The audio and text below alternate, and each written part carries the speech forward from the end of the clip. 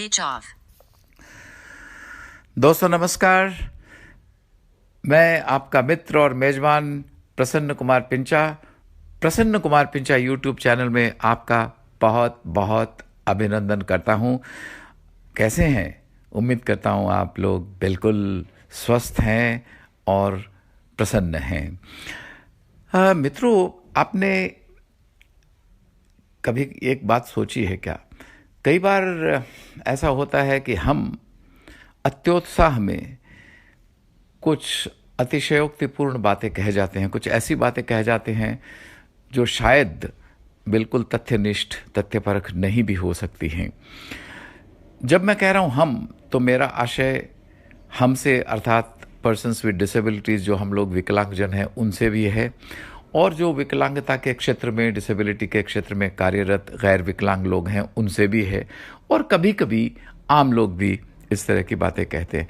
मैं इस बात को मानता हूं कि बहुत सी दफ़े बहुत बार ऐसा होता है कि हम लोग कभी इस तरह की बातें विकलांग व्यक्तियों की हौसला अफजाई करने के लिए भी कहते हैं, और ऐसा भी बिल्कुल संभव है कि कभी कभी शायद मैं भी अत्योत्साह में कुछ ऐसी बातें, हो सकता है कही होगी मैंने भी या कहता हूँगा। लेकिन ये जो वीडियो है, इसमें जो मैं संक्षिप्त चर्चा आप लोगों के साथ करना चाहता हूँ, इसका उद्देश्य किसी के आलोचना करना नहीं, बल्कि चिंतन मंथन करना है, आत्मावलोकन, आत्मनिरीक्षण करना है, इंट्रोस्पेक्शन करना है। तो मित्रों, कुछ दिन पहले की बात है, एक मंच से एक बहुत ही शिक्षित, लर्नेड, एक विद्वान जो स्वयं विकलांग हैं, उन्होंने एक मंच से बहुत अच्छा एक भाषण दिया, और भाषण के अंत में उन्होंने कहा, अंग्रेजी में कहा, लेट अस सेलिब्रेट डिसेबिलिटी, अर्थात हमको विकलांगता का उत्सव मनाना चाहिए। जो ही मैंने उसको सुना तो मुझे लगा कि, और हाँ, आज के इस जो विषय है, इसका टॉपिक है विकलांगता के संदर्भ में पाखंड। तो जब मैंने सुना कि लेट अस सेलिब्रेट डिसेबिलिटी, तो मैंने सोचा कि क्या विकलांगता वाकई एक उत्सव मनाने लायक चीज़ है, एक उत्सव मनाने लायक अवस्था है? विकलांगता एक सापेक्ष डिसएडवांटेज की स्थिति है, एक गैर फायदे की, एक दूसरों की तुलना में एक, अब काफ़ी सारे लोग हैं दुनिया में जो अलग अलग तरह की डिसएडवांटेज जिनको है। कुछ लोग ऐसे हैं जिनकी रिलेटिव जो डिसएडवांटेज है वो अपेक्षाकृत अधिक गंभीर है, कुछ है जिनकी थोड़ी कम है, लेकिन डिसएडवांटेजेस कमोबेश सभी लोगों के हैं। तो मेरे मन में एक सवाल आया कि क्या कोई डिसएडवांटेज को, यानी गैर लाभ की स्थिति को, एक ऐसी स्थिति को कोई सेलिब्रेट करेगा?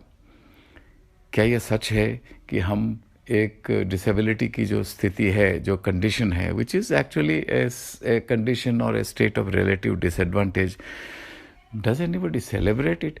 अब ये अलग बात है कि हम अपनी विकलांगता को चुनौती के रूप में लेते हैं और हम उस चुनौती से निपटते हैं, वो उसमें हमारी हिम्मत, हमारा आत्मविश्वास और न जाने क्या क्या कुछ है, वो अलग बात है।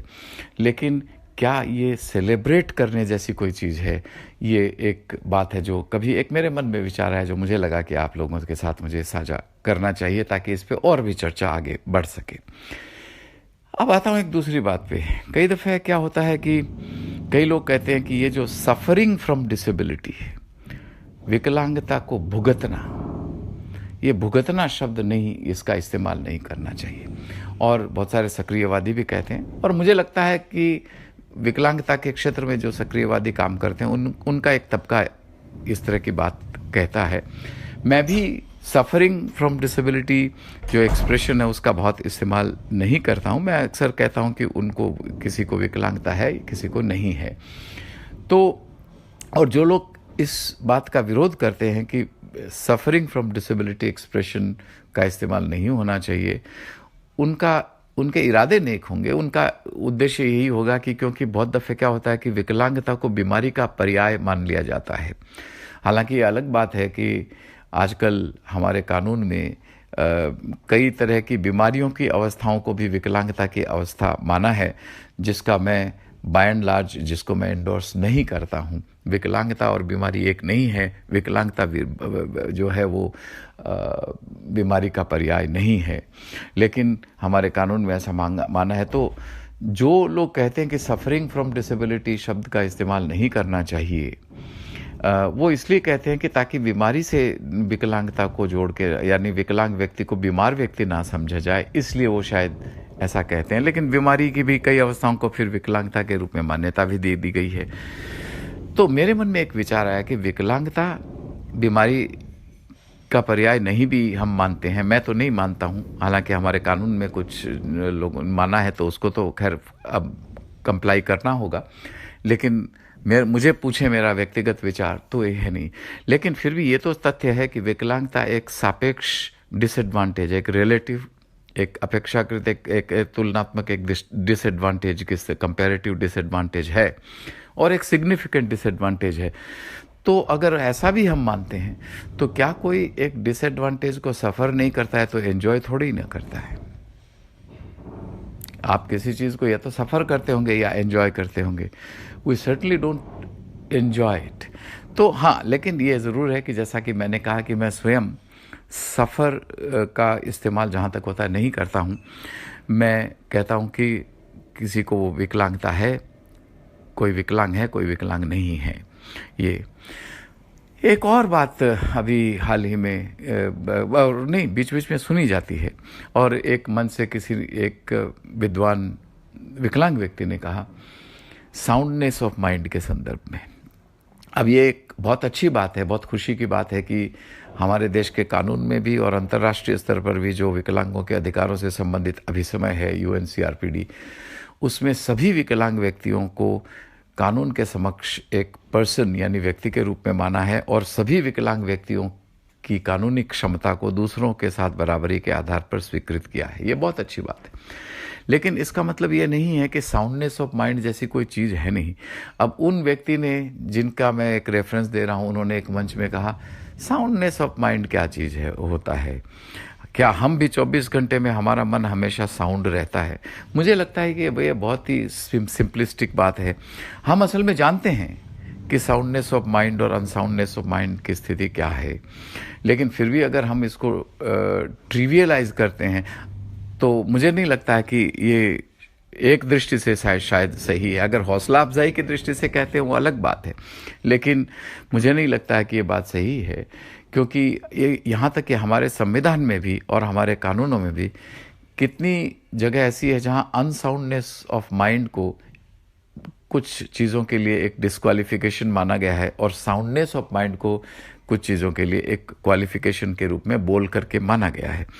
तो ऐसी स्थिति में इतना सिंपलिस्टिक होना, इस तरह से डिसमिसिव होना कि साहब साउंडनेस है, हमारा भी तो हमेशा माइंड साउंड नहीं रहता है, हम भी तो कई बार मैं भी एक बात कहता हूँ कि भाई वैसे थोड़े हो या ज़्यादा डिग्री में हम सभी स्किज़ोफ्रेनिक हैं, लेकिन असलियत ये है कि जो साउंडनेस ऑफ माइंड है, हम जानते हैं प्रोफाउंड इंटेलेक्चुअल डिसेबिलिटी या प्रोफाउंड जो साइकोसोशल डिसेबिलिटी, वहाँ उसका संबंध साउंडनेस ऑफ माइंड से हो सकता है। व्हेन जब आपकी कॉग्निटिव फैकल्टीज़ बहुत ही इम्पेयर्ड हो जाती हैं तो वो शायद है, और इसी वजह से शायद हमारे संविधान में इस तरह की बात कही गई है।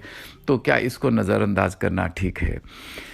कई लोग कहते हैं कि हम विकलांग व्यक्ति चिल्ड्रन ऑफ लेसर गॉड है। मुझे पता नहीं कि लेसर गॉड और ग्रेटर गॉड क्या होता है। फिर कई लोग ये भी कहते हैं कि हम भगवान का चेहरा हैं, ईश्वर का चेहरा, हम मने विकलांग व्यक्ति। तो अगर हम भगवान का चेहरा हैं तो जो गैर विकलांग व्यक्ति हैं वो किसके चेहरे हैं? वो तो शैतान के चेहरे नहीं हो सकते, वो भी तो भगवान के ही चेहरे हैं। फिर आप हम ही को भगवान का चेहरा कह करके गैर विकलांग व्यक्तियों के साथ विभेद क्यों कर रहे हैं, डिस्क्रिमिनेशन क्यों कर रहे हैं? दोस्तों, मैंने ये सब बातें इसलिए कही कि थोड़ा आत्मनिरीक्षण हो, इंट्रोस्पेक्शन करें, इस पे थोड़ा चिंतन करें। और ये मैंने इसलिए कहा कि ये just to trigger some reflection, कि इस पे सोच, क्योंकि मैं ये मानता हूँ कि किसी भी चुनौती को, किसी भी कठिनाई को से निपटने के लिए किसी भी कठिनाई से, किसी भी चुनौती से, किसी भी डिसएडवांटेज से, किसी भी डिसेबिलिटी से निपटने के लिए पहली पूर्व शर्त यह है कि हम उसके अस्तित्व को स्वीकार करें। हमारे स्वीकार नहीं करने से तो तथ्य नहीं बदल जाता। इसलिए मुझे लगता है कि हाँ, हम उसको स्वीकारें विद डिग्निटी, और हम अपने अपने तरीकों से चुनौतियों से हम निपटते आए हैं, निपटते रहेंगे। वैकल्पिक उपायों के अवलंबन के द्वारा, बहुत से तौर तरीकों के द्वारा हम करेंगे और आगे भी करते आए हैं। तो मैंने मित्रों इस संक्षिप्त चर्चा में ये बात इसलिए कही ताकि आप लोगों के मन में भी थोड़ा सा एक रिफ्लेक्शन हो, थोड़ा सोच, आप लोगों के विचार तंत्र को थोड़ा सा झकझोरने के उद्देश्य से मैंने ये बात कही है। किसी की आलोचना करना कतई मेरा कोई उद्देश्य इसमें नहीं है। अगर आपको ये वीडियो पसंद आया है तो मित्रों चैनल को सब्सक्राइब करें, लिंक को शेयर करें, कमेंट बॉक्स में अपनी टिप्पणी ज़रूर लिखें। और जब तक मैं आपका मेज़बान एक और दिलचस्प विषय के साथ, एक नए वीडियो के साथ आपसे मुखातिब नहीं होता हूँ, तब तक के लिए बाय फॉर नाउ। बहुत बहुत धन्यवाद। प्लीज़ अपना ख्याल रखें। Bye. Speech on. Stop button.